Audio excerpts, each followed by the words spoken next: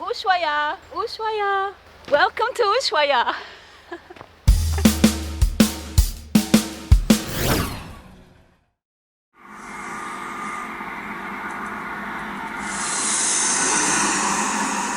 Finally, I've made it to Ushuaia! It's a place I've been wanting to see forever. As a kid, I used to listen to interviews with Jean Jacque Cousteau, the French explorer and marine conservation pioneer. Like him, I wanted to see the end of the world one day. And here I am! I cannot believe it! Hello, Ushuaia! Since I've arrived, it's been a whirlwind of events, interesting meetings, amazing places and new friendships. Before I take you for a walk around town, I want to introduce you to Cris, so he can tell us a bit of the history of this beautiful place at the end of the world. People call me Christian or Heinen, that is my last name. Actually, Heinen is a name that I use for my artistic stuff, like pictures, videos. I also make music. I am from Ushuaia, Argentina. I am a tourism student, and also I work for Patagonia Adventure Explorer as a tourist guide on the Beagle Channel.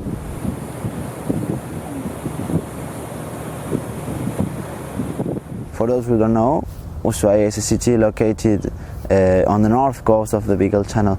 It's the city of the end of the world, or the southernmost city in the world. This place that is so special, the location, the weather, the landscapes, the mountains, everything has its magic. Ushuaia is a name that actually was Yamana word of these native groups living here for thousands of years. Ushuaia means bay pointing to the west. In Tierra del Fuego there were 4 different native groups. Each group lived on a different cardinal point. That means that in this place where we are living now, there were many people living in other conditions for thousands of years, something that not many people could imagine or believe. That's something, for me, really impressive. I always think of it, how it was possible, you know? From the 4 native groups, we talk mostly about the story of the Yamana people. Yamana was the name of the group living in this area of the Beagle Channel. These people, they hunted the sea lion. The sea lion was the main food for them. These people lived completely naked. So from the sea lion, they were receiving the calorie, the energy from the fat and the meat of the sea lion. That's the most impressive thing about these people, how they support the cold conditions. You know, it's the end of the world, so we are 1,000 kilometers close to Antarctica. It's so cold here, winter overall.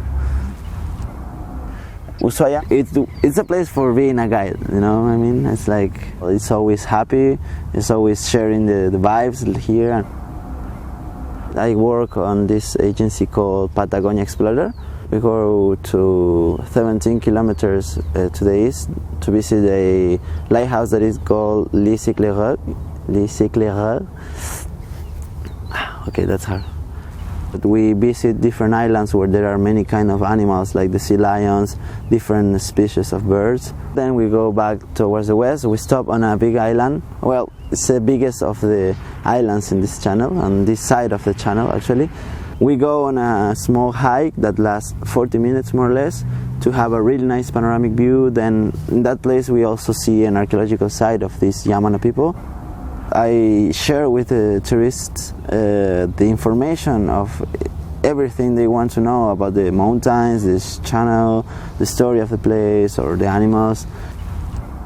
There is a plant that grows all along the Andes that is called yareta. Yareta is a plant that grows really slow. It's estimated to grow only 1 millimeter per year. So when it grows 10 centimeters, it means it has 100 years, and it could grow, as far as I read on Wikipedia or on other books, 1.50 meters. So 1.50 meters means 1,500 years. That is not a little, right? So it's really important to recognize the plant, because the shape is like if it was a rock, and if it's not a rock. Inside there is only ground and roots. So the plants, other plants that are not allowed to grow in such hard conditions, they grow over this plant that is giving them the nutrients. That's something I feel is really special about the plant. Of course, nobody can step on it. It looks strong, but it's really fragile, and if somebody steps on it, it could break and then it dies. Beagle Channel is a really important place for the city.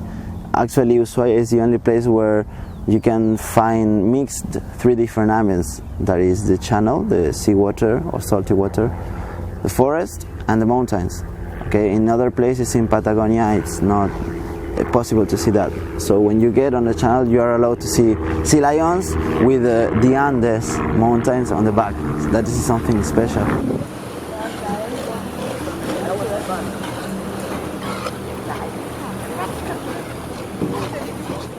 Then you have the chance to see the city from the middle of the water, near to the borderline with Chile. That is also historical. When you are in the city, you think that Ushuaia is really small, like it does not really big. But then when you get on the channel, you see how it is extended all along the mountains or the forest. And if you do the evening tour, you are allowed to see the city with the city lights. That is also really special. Apart from the sunsets, of course, that are magical here.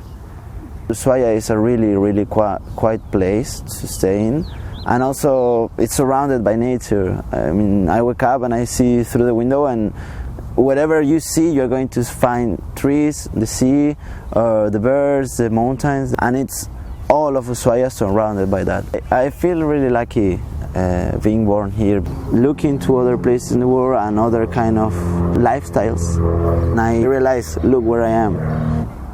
I follow a lot of people from here, people like me, and then you see that they are trying also to share the beauty of the place by pictures, videos and that. They want everyone to know this beauty. It's important to take care of the place and share it.